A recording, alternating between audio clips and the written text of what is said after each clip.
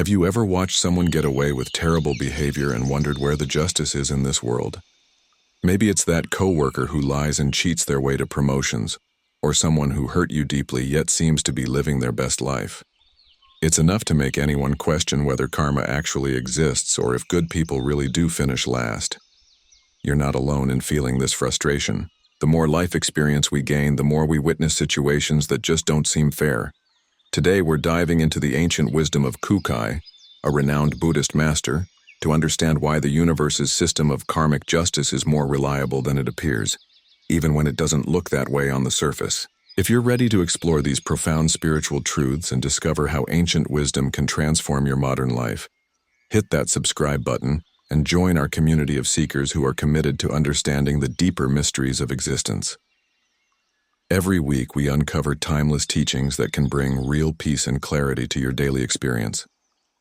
Kukai, who lived from 774 to 835 CE and is posthumously known as Kobo Daishi, wasn't just any spiritual teacher.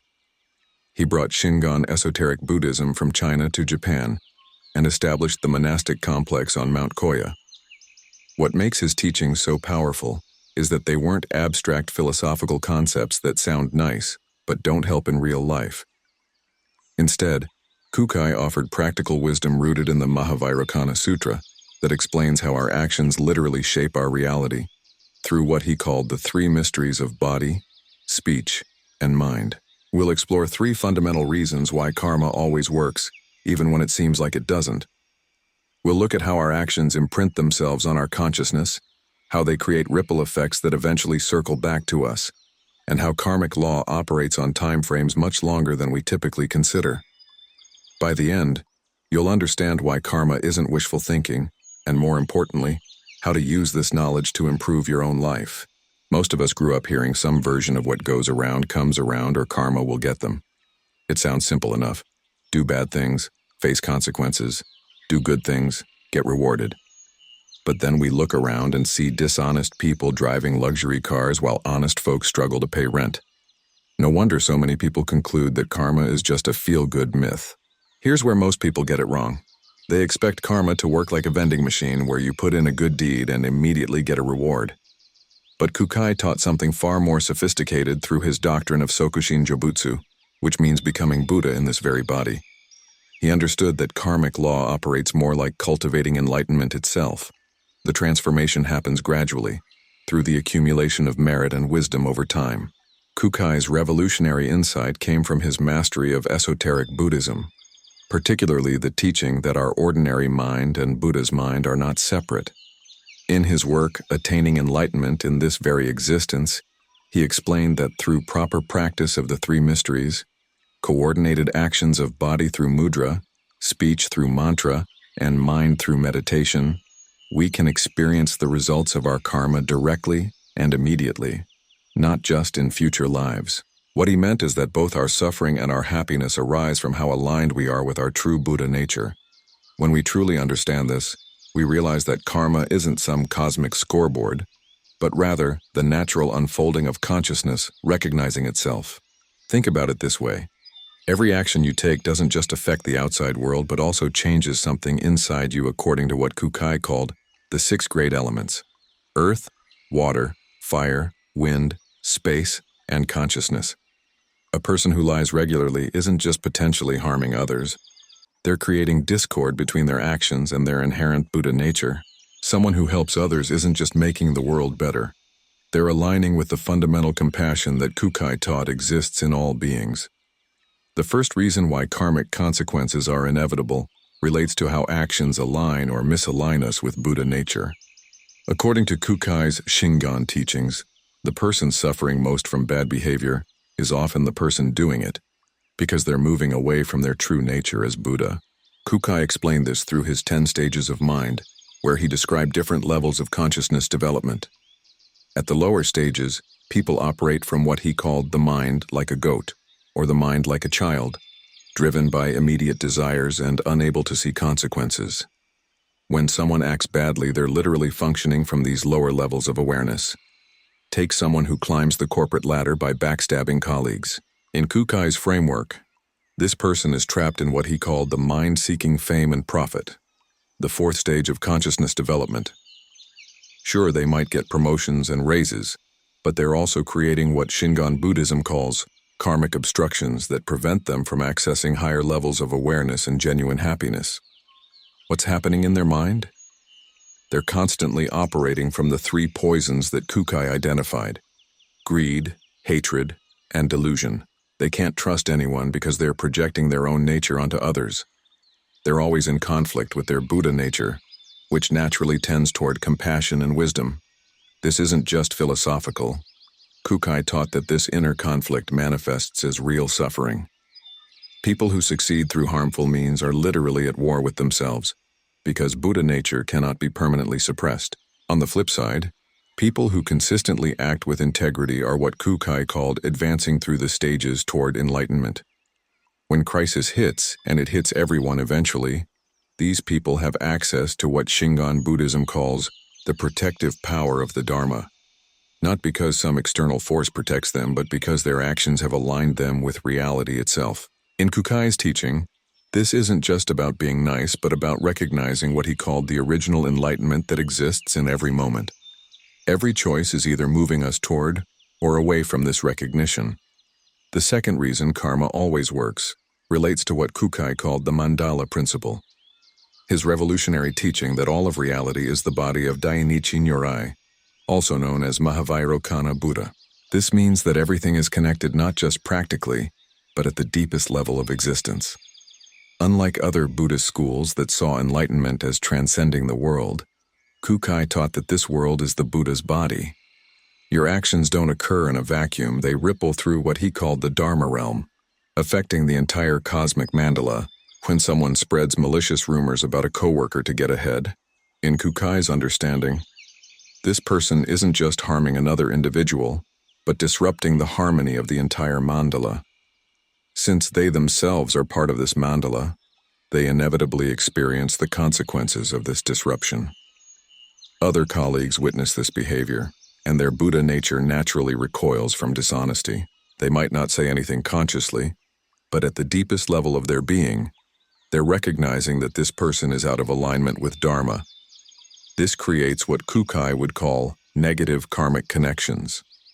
Over time, this person finds themselves increasingly isolated, not just socially but spiritually. They're cutting themselves off from what Kukai called the beneficial connections that arise naturally when we act in harmony with our Buddha nature. Meanwhile, the person who consistently acts with integrity is strengthening what Kukai called Dharma connections. In his letters and teachings, he emphasized that when we act with wisdom and compassion, we're naturally supported by the invisible help of the Buddhas and Bodhisattvas, not as external beings, but as the enlightened aspect of reality itself responding to our alignment. This is why acts of kindness often return in unexpected ways. From Kukai's perspective, when you help a stranger with genuine compassion, you're expressing your Buddha nature, which naturally attracts beneficial circumstances because you're harmonizing with the fundamental structure of reality. The third reason involves understanding that karma operates according to what Kukai called the three times: past, present, and future, existing simultaneously in the eternal now of Buddha consciousness. Unlike some Buddhist schools that emphasize karma primarily working across lifetimes, Kukai taught something more immediate and practical.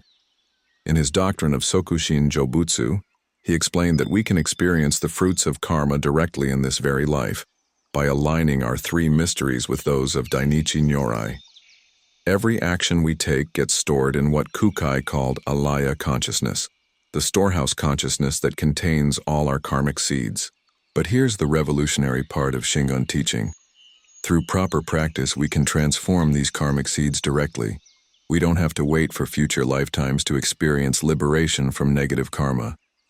Someone who has consistently acted dishonestly carries what Kukai called karmic obstructions in their alaya consciousness. These manifest not just as future consequences, but as present moment blockages to accessing their Buddha nature. They might sabotage good opportunities because their karma literally prevents them from recognizing or accepting them.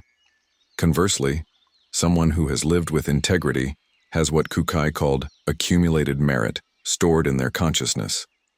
This manifests as what he termed beneficial karma, natural wisdom, appropriate confidence, and the ability to make decisions aligned with Dharma. But what makes Kūkai's teaching unique is that he taught that through the three mysteries practice, we can actively purify negative karma and cultivate positive karma in real time.